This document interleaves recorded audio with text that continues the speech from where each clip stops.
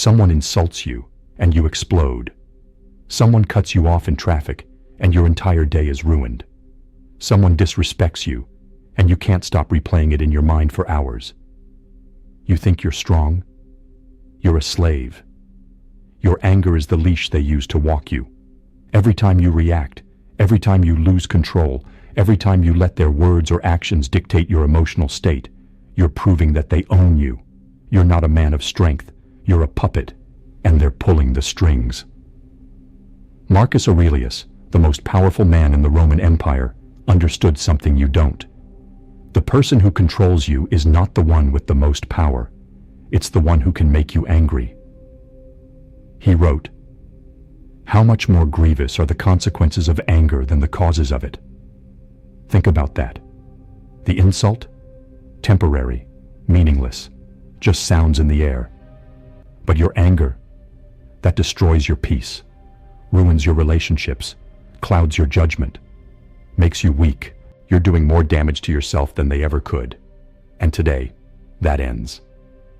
I'm going to give you the exact system the Stoics used to achieve complete emotional invincibility. The mental tactics that made Marcus Aurelius unshakable while ruling an empire under constant attack. By the end of this video, you'll know how to stand in front of someone trying to provoke you and feel nothing. Absolutely nothing. Not because you're suppressing emotions, but because you've mastered them. But first, you need to understand why you're so reactive. Before we begin, if you're serious about this path, subscribe to Stoic Forge. This channel is not for the weak. It's not for people looking for comfort or easy answers. It's for those who want to become mentally untouchable. Hit subscribe, hit like, let's build the fortress. Why you're a slave to anger. Here's the truth you need to hear. Every time you get angry, you're admitting weakness. You're saying, that person has more control over my emotions than I do. Their words matter more than my peace. I am at the mercy of external events. That's slavery. The Stoics understood that anger is a choice, not a natural reaction. A choice. Epictetus said, "Any person capable of angering you becomes your master. He can anger you only when you permit yourself to be disturbed by him." Let me say that again. He can anger you only when you permit it. Right now, you're giving permission constantly. Someone says something, and you hand over your peace immediately. No resistance, no filter, just instant surrender. Why? Because you were never taught that you have a choice. You think anger is automatic, that it's justified, that it's proof you have boundaries. Wrong. Anger is proof you have no control. Boundaries are maintained calmly. Strength is demonstrated through composure, not explosion. Marcus Aurelius faced betrayal, incompetence, and disrespect daily. Senators undermining him, generals questioning him, citizens demanding the impossible. He could have ruled through rage, through fear, through violent reaction. Instead, he wrote in his private journal, "The best revenge is not to be like your enemy." When someone tried to make him angry, he refused to become like them, refused to descend to their level, refused to give them that power. That's mastery. And you're about to learn how to do the same. Tactic 1. The 2-second gap. The first tactic is the foundation of everything. Create space between stimulus and response. Right now, someone provokes you, and you react instantly. There's no gap. Stimulus, response, like a trained animal. The Stoics inserted a pause, a sacred 2-second gap where choice lives. Here's how it works. Someone insults you. Immediately you feel the anger rising. Your heart rate increases, your muscles tense, your mind starts generating responses. This is the moment, the fork in the road. Most people follow the anger. They speak from that place. They act from that emotion. You're going to do something different. You're going to pause. Physically, literally stop for 2 seconds. Take a slow breath in. Hold it. Release it slowly. In those 2 seconds, you ask yourself one question. Is this worth my peace? Not, are they right? Not, should I defend myself? Just, is this worth my peace? 99% of the time, the answer is no. That comment? Not worth your peace. That disrespect? Not worth your peace. That provocation? Not worth your peace.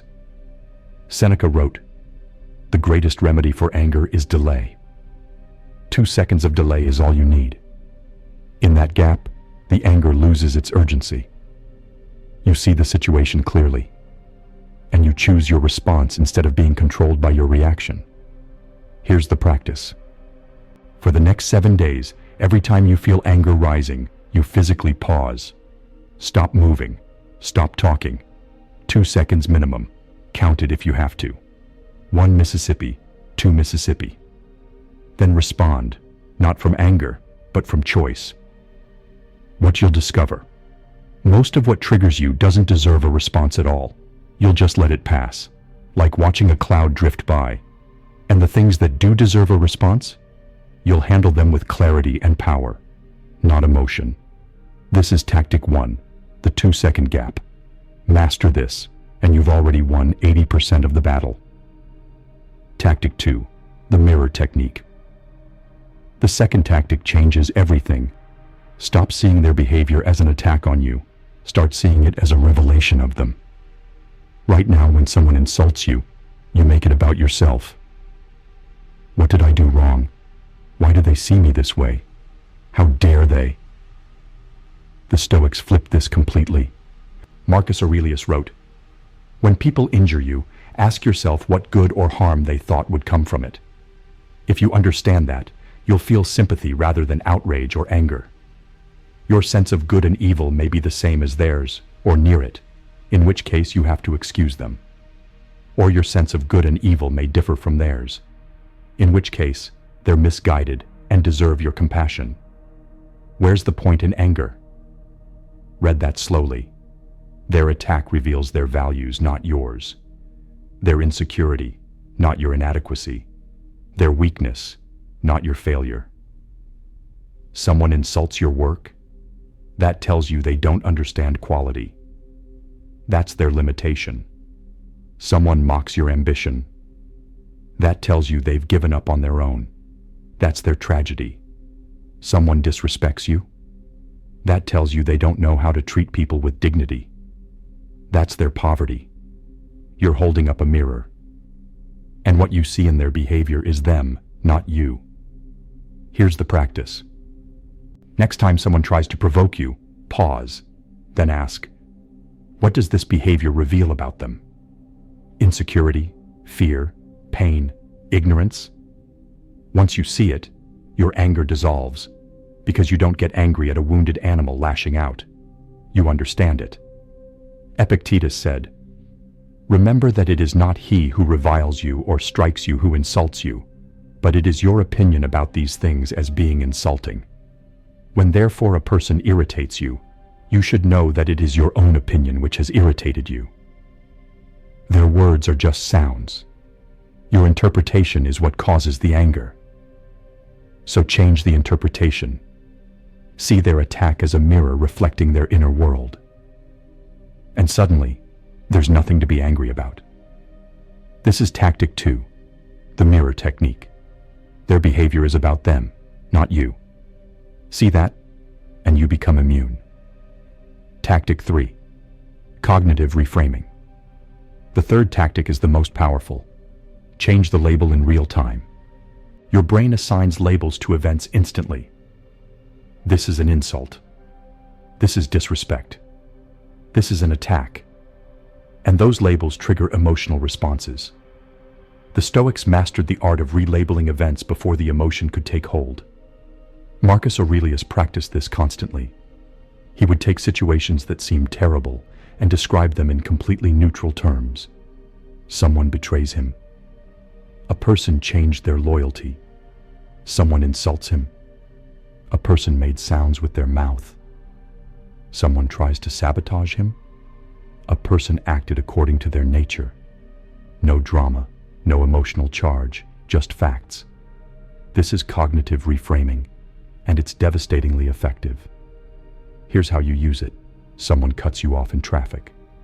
Your brain labels it disrespect, danger, Insult. Stop. Relabel. A vehicle changed lanes. That's all that happened. Someone criticizes your work publicly. Your brain labels it. Attack, humiliation, betrayal. Stop. Relabel. A person expressed a negative opinion. That's data, not damage. Someone doesn't invite you to an event. Your brain labels it. Rejection, exclusion, I'm not valued. Stop. Relabel. I wasn't included in one event. Nothing has actually changed about my worth. Seneca taught, we are more often frightened than hurt, and we suffer more in imagination than in reality. The suffering isn't in the event. It's in the label you give the event. Change the label, change the suffering. Here's the practice. For the next 7 days, every time something triggers you, write down what happened, facts only, no interpretation. The label my brain assigned automatically, a neutral relabel. Example, what happened? My boss criticized my report in front of the team. Automatic label, public humiliation, attack on my competence. Neutral relabel, my boss gave feedback in a group setting. This is information I can use to improve. When you relabel, the emotion has nothing to attach to. It dissolves. This is tactic 3, cognitive reframing. Control the label, control the emotion. Become the narrator of your own experience. Tactic 4, the inner citadel. The fourth and final tactic is the ultimate defense. Build a fortress in your mind that nothing can penetrate. Marcus Aurelius called this the inner citadel, a mental space so sovereign, so protected, that external chaos cannot reach it. He wrote, men seek retreats for themselves, in the country, by the sea, in the mountains. But all this is unphilosophical to the last degree. You have it in your power to retire into yourself whenever you choose.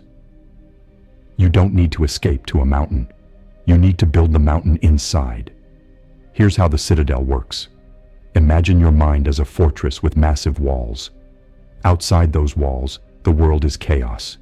Insults, provocations, disrespect, attacks. All of it is outside. Inside the walls, there's only what you allow in. Only what you give permission to enter. When someone tries to provoke you, they're standing outside the gates, throwing stones at the walls. But you're inside, safe, unmoved. You can hear them. You can see them. But they cannot touch you, because you control the gates. Here's the practice. When someone tries to make you angry, you visualize this. You're standing inside your fortress. They're outside, yelling, throwing insults. You watch from the walls, calmly, observing. Then you make a choice. Does this deserve entry? Will I open the gates for this? The answer is almost always no. So you remain inside, protected, sovereign, and they exhaust themselves outside while you remain at peace within. Epictetus said, "No man is free who is not master of himself." The citadel makes you master, because nothing enters without your explicit permission. Build it, maintain it, retreat to it whenever the world tries to invade. This is tactic 4, the inner citadel. Your mind is a fortress. Guard the gates. Nothing gets in without permission. The integration, how to use all 4 in real time. Now let me show you how this works in practice. How you deploy all 4 tactics in a real situation. Scenario: someone publicly insults you, calls you incompetent, questions your value. Here's what happens. Step 1, the 2-second gap. You feel the anger rising. Immediately you pause. You don't speak. You take a slow breath. 2 seconds. You're creating space. In that space, you ask, is this worth my peace? Step 2, the mirror technique. You look at the person attacking you and ask, what does this reveal about them? They're insecure. They're trying to elevate themselves by diminishing you. This is their weakness, not your failure. You see them clearly now. Step 3. Cognitive reframing. Your brain labeled this as attack and humiliation. You relabel. A person expressed a negative opinion. That's just information. It doesn't change what I actually am. The emotional charge drains away. Step 4. The Inner Citadel. You visualize your fortress. They're outside the walls, throwing stones. You're inside, watching calmly. You decide, this doesn't get to enter. You close the gates. You remain at peace. Final response. You look at them calmly. Maybe you say nothing at all, or maybe you respond with clarity. I appreciate your perspective. That's it. No anger, no defense, no reaction. You've just demonstrated complete mastery. And they know it. Everyone knows it. Because the person who remains calm in the face of provocation is always perceived as stronger than the person trying to provoke. The Stoic Challenge. Here's your mission for the next 30 days. Practice emotional invincibility. Every single day, someone will try to provoke you. Guaranteed. Traffic, work, family, social media. The world is full of provocations. Your job.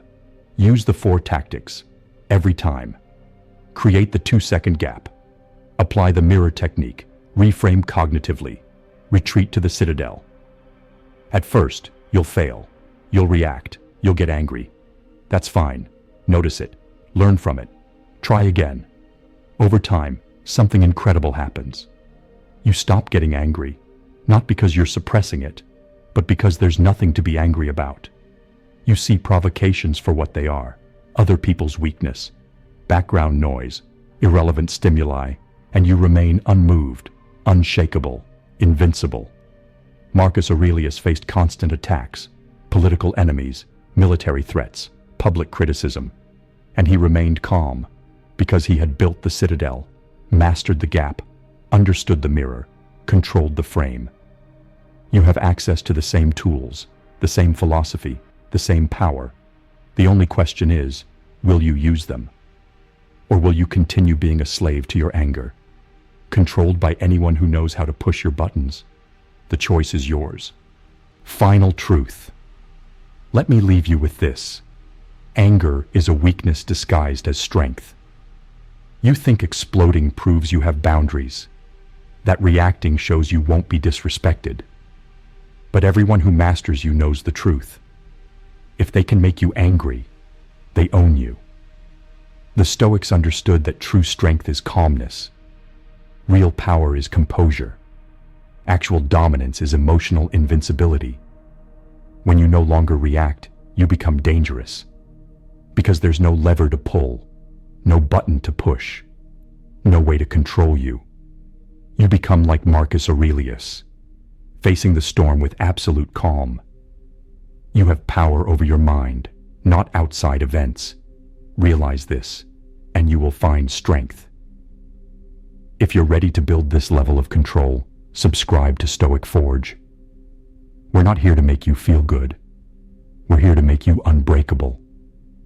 And if you made it to the end of this video, you're already different from who you were 20 minutes ago. Now go practice.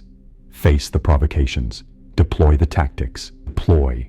And become the person who cannot be moved. The masses react. The Stoics respond. Choose your path.